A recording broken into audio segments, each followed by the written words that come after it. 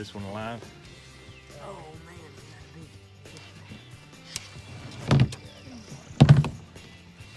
Is Gar alive? Is he alive?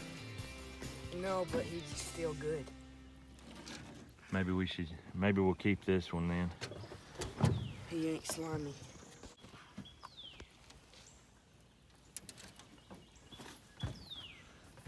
Oh yeah, he's still fresh.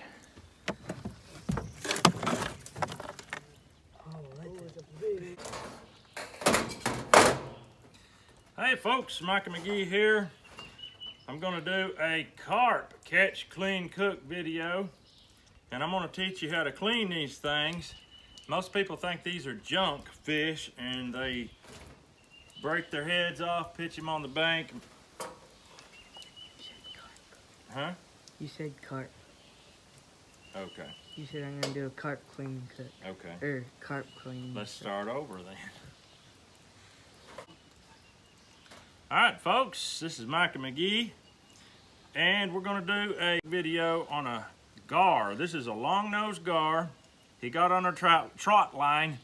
We weren't really fishing for gar, but they always do. They steal tons of your bait off your hooks, and they can do it without getting caught because they have these teeth here. Long snout, full of teeth, sharp teeth. And they have almost no, predators that can eat them. The only thing that eats them down south, the alligators chomp them up and eat them. But here in Tennessee, we don't have no alligators to eat them. And so we have hundreds and hundreds of these things swimming in the water. And they love to find your bait on your hook and they just snip it right off, snip, and pull it off. So every once in a while, I'd say 1 out of 30 gets accidentally hooked. So that's what happened here. So we're gonna do a video for you to show you how you can use these. These fish are so mistaken. People mistake these fish so badly thinking they're bony. I heard all my life, they're bony, they're bony. My grandmother figured out they wasn't bony because she decided to try it. And guess what? She found out that it was almost like chicken. Boneless fillets all the way down through there with a chicken type consistency. So after that, my dad started doing it and the rest is history. We just eat these things, and the most recent thing we learned was how good they are on tacos, and for the last several years, that's how we've been using them. So here we go. You cannot cut this with a knife. You'll ruin 5 knives trying to do this. You have to use a knife to get started, and you get in between these scales right here. Use a knife you're not so fond of, and just cut between the scales at an angle forwards towards the head. Do that on both sides. Once you get that done, you just break that head over like this, and that's going to expose. Look what that exposes. Beautiful white meat comes pulling out of there. Now, you've got this fish you need to cut out.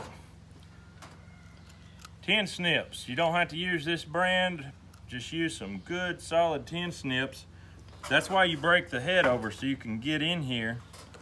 And I want you to listen. It sounds like you're cutting metal almost. It's such a thick hide. You just push it in and cut. Push it in and cut. Try to stay towards the center. Try to stay towards the center of your fish.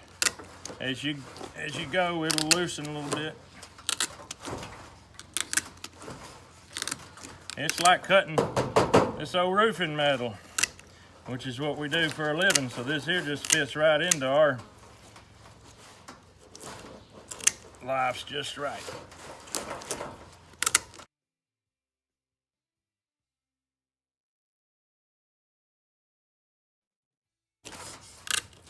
You get to the back and you're gonna go around that top fin.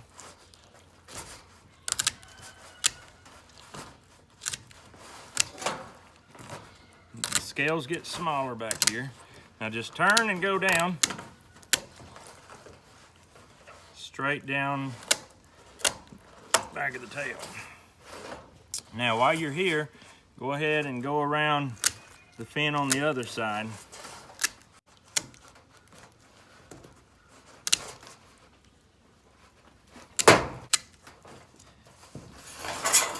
Now cut down on this side as well. Now what you're gonna do, take a fillet knife. It has a medium length. You don't want a terribly long blade probably for this. And you're going to start cutting along the hide. Now you don't have to worry about cutting through the skin and cutting your finger. That would be pretty much impossible. So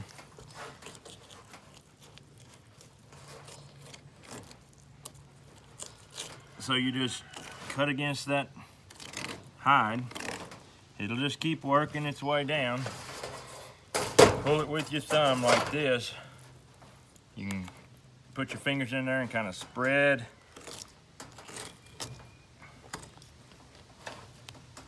Spread the hide from the meat.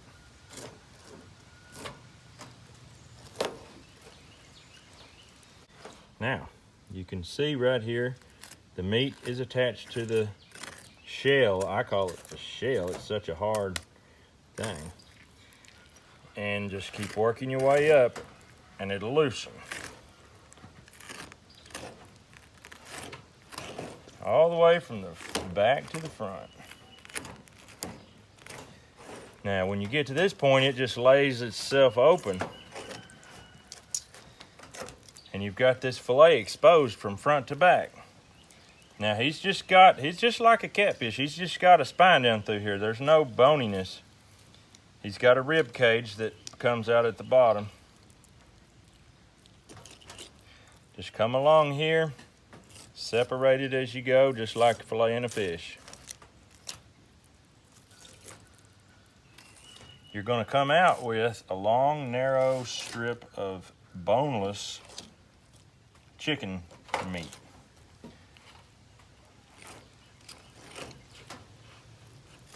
Now here's your ribs. You just fillet right over top of them. When you get done, look what you've got. A big old fillet of meat that's unbelievable. Unbelievable. So if you get one of these accidentally while you're out on making your rounds, take him to the house and try him out. Do you like white meat? Do you like chicken type consistency? If you do, this may be something you want to try.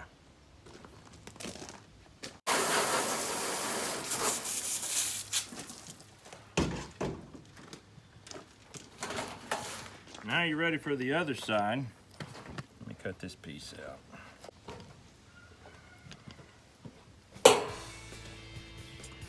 Okay, when you get ready for the second side, you just repeat what you did on the first side and just cut down right against the hide.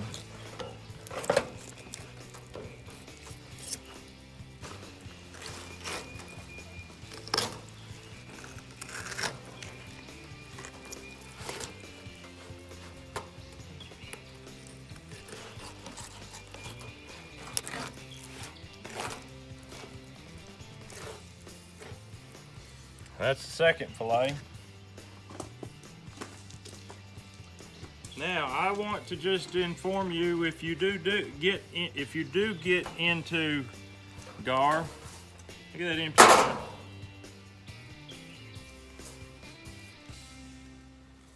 If you get into the gar eating and you catch you a gar that's got a lot of eggs in it, they're kind of a black looking eggs, look like caviar, don't eat them.